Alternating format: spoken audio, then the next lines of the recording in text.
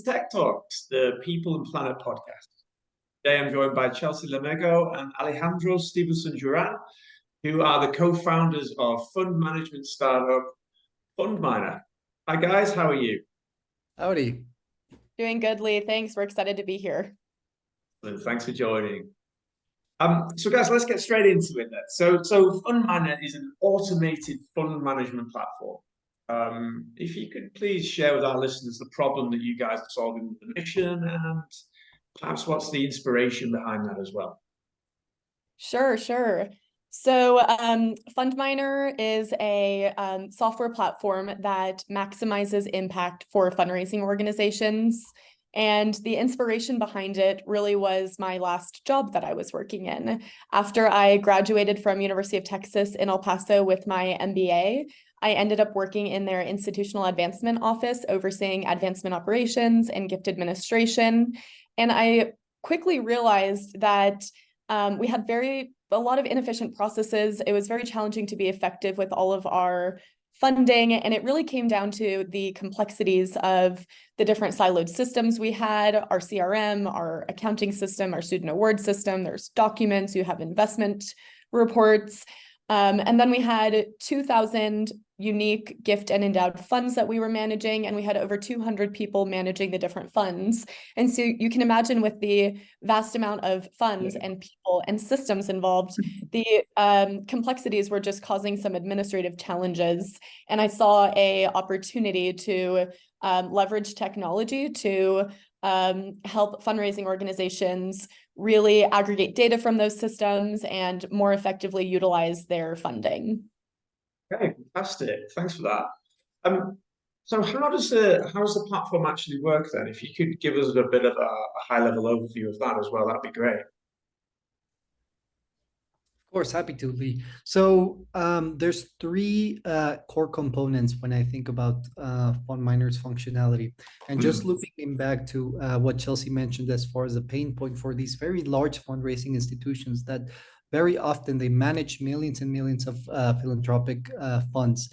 But as it turns out, if we were to oversimplify this, the complexity of spending that amount of money with so many different types of funds that each fund has different requirements ends up being so complex that these large fundraising institutions are not able to deploy this money effectively, or sometimes don't deploy it at all.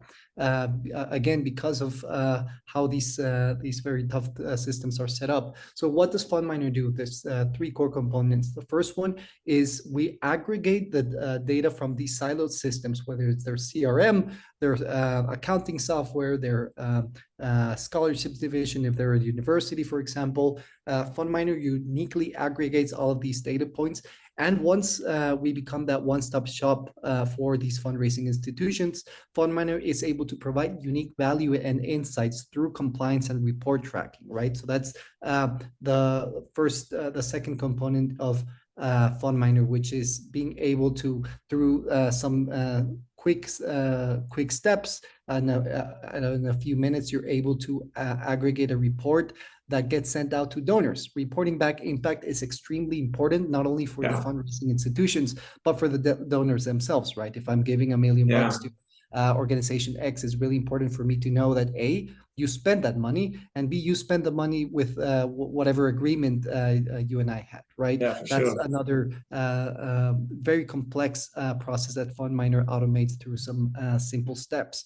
The third is being able to track compliance across the fund management cycle.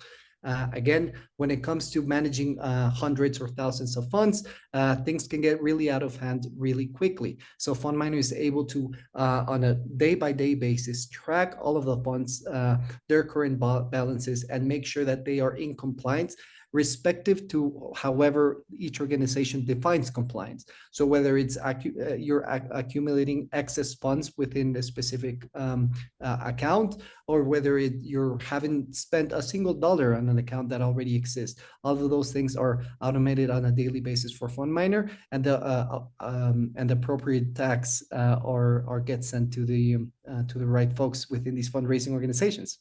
So I guess the benefit there for the people that are using this is it's just super easy to use, right?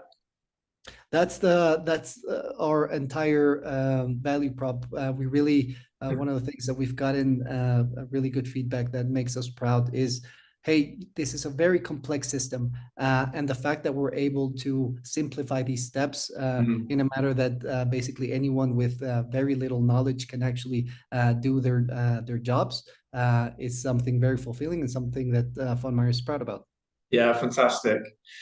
So you guys co-founded the business around a year ago. Already, you've just closed on your first funding round. Congratulations! You must be delighted on that. So look, it's a tricky market. What challenges have you faced raising the funds for that? What lessons have you learned in that last 12 months? Please share with the listeners. Yeah, thanks, Lee. We're super excited. We've just announced that we officially closed our first round. We raised $1.7 million. As you mentioned, it's a tricky market. And so there were a lot of ups and downs in that. And Alejandro and I are both first-time founders. So there was a lot of learning as we were going through it in real time, like trial by fire. We were fortunate to have a lot of great mentors to help along the way. And I would say some of the biggest key lessons were making sure that we casted a wide net and making sure that we really fed the pipeline and were meeting with additional investors and really feeling out the market there. And of course, that also translates to what we're doing now, which is building our pipeline on the sales front. But deals can fall through unexpectedly. And so if you put all your eggs in one basket, you might be setting yourself up to just not reach your goal. And so making sure that you have a wide net cast, I think, is important. And then knowing your story and your vision too, and being able to confidently speak through that, because both of you know that you're going to iterate over time and should, as you learn more about the market and your customers. But you have to show that you've done your homework. The plan that you have for the short term or the next 18 to 24 months is vetted and going to work, and be able to sort of speak confidently to that.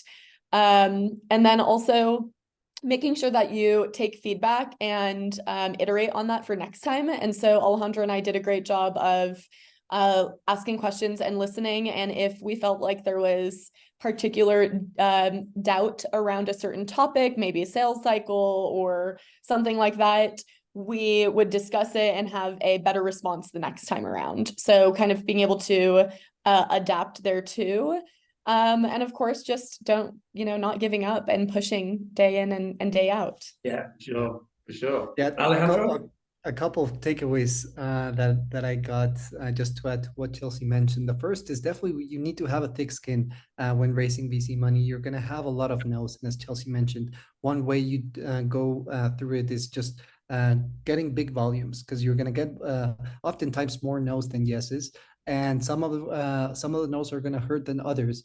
But I think the key thing is to know where that no comes from. Don't be not being afraid of asking feedback and refining on that based on that feedback always is helpful. That's the first takeaway. Then the second is one of the things that I think Chelsea and I were really intentional since day one, and it ended up helping us in the long run. And of course, now we're announcing we just closed a round, so we must have done something good, is making sure we're laser focused on what we do, and even more laser focused on what we don't do, because there is a lot of whenever you're pitching to get more money or get more customers, you're always tempted to solve more problems or solve a broader problem in day one, wherein something that we did very well is making sure that we focus on the problem at A is big enough, and if we solve it right, that means millions or billions of money being saved or deployed more effectively.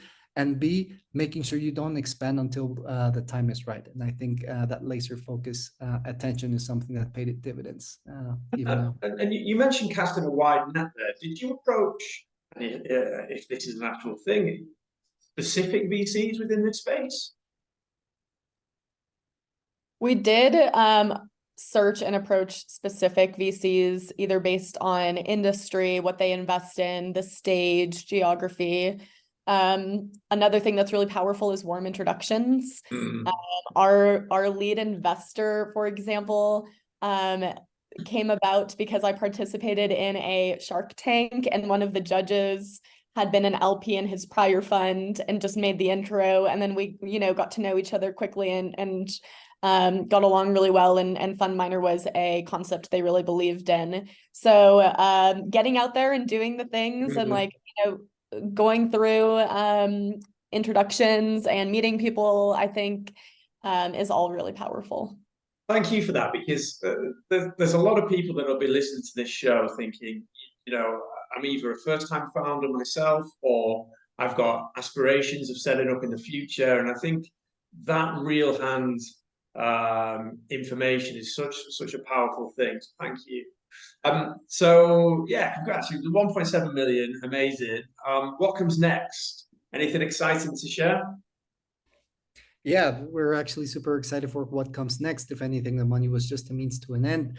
And now that we have had the great privilege also to, since we founded FundMiner until now, we've gotten heads down space to really make sure that we are solving the right set of problems, and that our features are targeting each of these pain points. We've done dozens, if not hundreds, of customer discovery calls, and now that we know what we need to build, and that we built that, now it's just about going to market and expanding the reach of FundMiner. That's why we're doubling down on all of our sales and marketing efforts.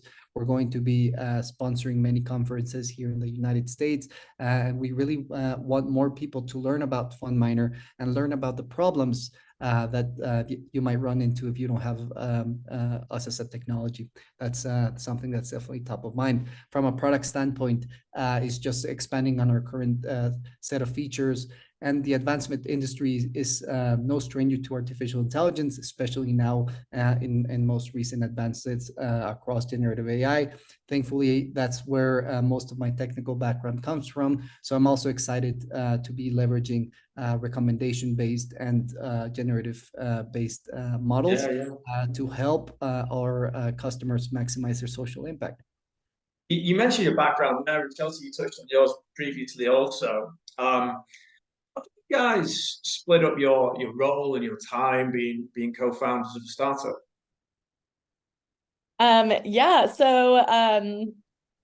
Being a CEO, it feels like your hands are kind of in everything, and Alejandro and I are super collaborative. So and we really value each other's opinions. So we're constantly chatting all day sort of on all of the things, but generally we also trust each other to handle our areas. And so my work tends to be more administrative, very marketing and sales focused. And Alejandro, of course, handles all things technical and product and engineering. And then we collaborate on everything else. And we've got a great working dynamic. I always like to joke about how close our birthdays are together. We're just 3 days apart. And so maybe no joke that, or no coincidence, I should say, that we are Aquarius people. But we do have a great sort of split up and understanding of whose responsibility is what, and we always lend a hand and support each other as well. Yeah, just to add to that really quick, one of our 4 core values in FundMiner, actually, that's spread across all of our employees, is radical ownership. So it really ties into knowing who's accountable for what is not a given. Sometimes you have to be very intentional about writing down everyone's scope, but radical ownership, the way we see it in FundMiner, is also about being able to wear different hats. At the end of the day, we're a tech startup, and just because I'm product or engineering doesn't mean I'm going to tell Chelsea, hey, you know what, I know you've got this thing on sales going on, but that's on you. It's really being able to wear different hats and helping out your neighbor where we need. And as co-founders, I think that's essentially a must if you want to be successful. Absolutely. Okay, big one to finish there. What's your predictions for the future of the fund management space? And what part in that do you think that FundMiner can play? The fundraising and advancement world is a really large and growing industry. If we look at the 80s, charitable giving in the US was maybe at $50 billion, and today it's at almost 500 billion. There are certain times or certain years where it's maybe dipped slightly, but generally, charitable giving is here to stay. It's going to keep growing, especially in the fund management space where we manage endowments, and endowments exist in perpetuity forever. And so there's just going to be more and more of them to manage. And that's really where FundMiner comes in. Our platform helps these organizations more effectively manage and utilize and report on their funds. And I think on the reporting component, we're seeing a trend in transparency, and everybody's used to having data available at their fingertips. And so donors are going to expect to have information available at their fingertips. We're living in an era of social responsibility, and donors want to measure where their investment is going to make the most impact. And so fundraising organizations have to be able to say what they did with their funding, and what impact is actually being made with the funding that they are accepting from these donors. And so I think that there's going to be a push for transparency, making sure organizations are honoring donor intent, responsible and effective usage, while at the same time, donors maybe not being too restrictive with gifts and giving the organizations some leeway to use the gifts to best accomplish their missions. But it is up to the organization at the end of the day to show and demonstrate the impact that they're making. And that's where FundMiner can really be powerful. Alejandro, Chelsea, thank you so much for your time. So it's been Alejandro and Chelsea from FundMiner.